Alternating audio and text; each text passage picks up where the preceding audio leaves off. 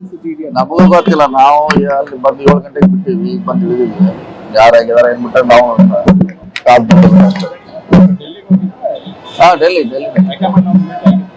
ಭೇಟಿ ಆಗಿದ್ದೀವಿ. ನಿನ್ನೆ ಇದ್ದೀನಿ ಕೂಡ ಅಲ್ಲಿ ಇವತ್ತು ಭೇಟಿ ಆಗಿದ್ದೀವಿ. ಅಂತಿಮವಾಗಿ ಮಾಡ್ತಿದ್ದಾರೆ. ಅವ್ರಿಗೆ ಪಕ್ಷಕ್ಕೆ ಅವಶ್ಯಕತೆ ಇದೆ ಸರ್ಕಾರ. ಇನ್ನು ಅಂತಿಮ ಹಂತದಲ್ಲಿದೆ. ಬಹುಶಃ ಮಾಡ್ಬೋದು. ಇನ್ನೊಂದು ರಾತ್ರಿ ಆಗ್ಬೋದು, ಬೆಳಿಗ್ಗೆ ಆಗ್ಬೋದು. 13 ಜನ ನಾಳೆ ಪ್ರಮಾಣವಚನ ಸ್ವೀಕರಿಸ್ತಾರೆ ಅಂತ ಹೇಳ್ತಾ ಇದ್ದಾರೆ. ಅದರಲ್ಲಿ ತಮ್ಮ ಸ್ಥಾನ ಇದೆ? ಗೊತ್ತಿಲ್ಲ, ನಮಗೆ ಗೊತ್ತಿಲ್ಲ ಅಂತ ಹೇಳಿದ್ರೆ ನಮಗೆ ಗೊತ್ತಿಲ್ಲ. ಅದು ನಾಳೆವರೆಗೆ ವೇಟ್ ಮಾಡ್ಬೇಕು, ಬರ್ಬೇಕಲ್ಲ ಅಲ್ಲಿಂದ ಅಧಿಕೃತ ಬಂದ್ಮೇಲೆ ಅವಾಗೇನೆ ಕನ್ಫರ್ಮ್. ಅಲ್ಲಿವರೆಗೆ ಹೂವಾಪು ಅಷ್ಟೇ.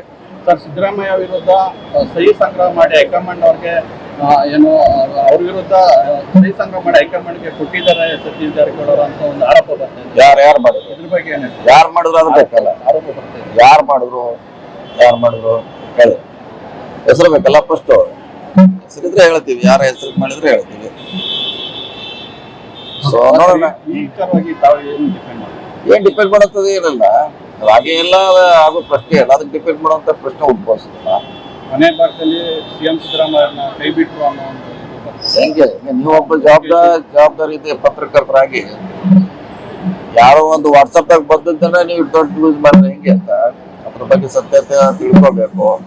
ಯಾರು ಮಾಡಿದಾರ, ಯಾರೋ ಒಂದು ಫೇಕ್ ವಾಟ್ಸಪ್ ಅಂತ ಇಷ್ಟು ಮಾತುಗಳು ಬಹಳಷ್ಟು ಅನಾಹುತ ಆಗ್ತೈತಿ, ಡ್ಯಾಮೇಜ್ ಆಗ್ತೈತಿ. ಎಲ್ಲರೂ ಬಹಳ ಸೂಕ್ಷ್ಮವಾಗಿರಬೇಕು.